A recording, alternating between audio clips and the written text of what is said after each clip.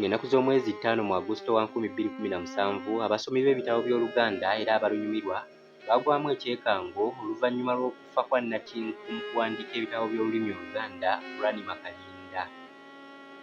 Omugenzi Kurani Makalinda ajjukirwa nnyo olw'ebitabo bye yawandiika ebyasomebwanga abayizi ku mitendera egya waggulu n'egya wansi.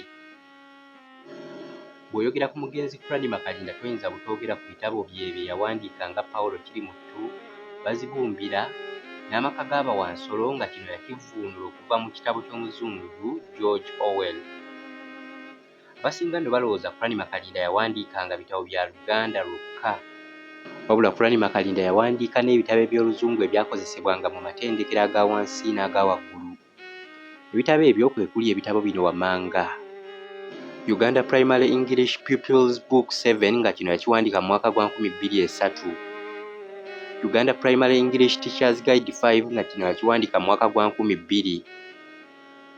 Walukagga The Blacksmith nga kino yakiwandiika mu mwaka gwa 1995.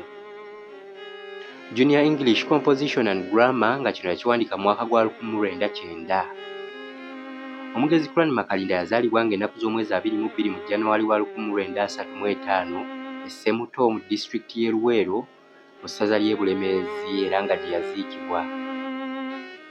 Gwe yeetaaze okumanya ebyafaayo by'omugenzi Kurani Makalinda ebisingako awo, ojja kugula ebitabo bye nkumenyedde, ebyafaayo by'omugenzi mu ebiri. Wamma ffe abanyumirwa okusoma ebitabo Kurani Makalinda yonna gy'ali twongera okumuwonga mu mikono gya Mukama Katonda, era ajjukirwe ng'olubeerera mu byafaayo by'ensi yattu olw'emirimu gye yakola. Akume atakuumira mpeera.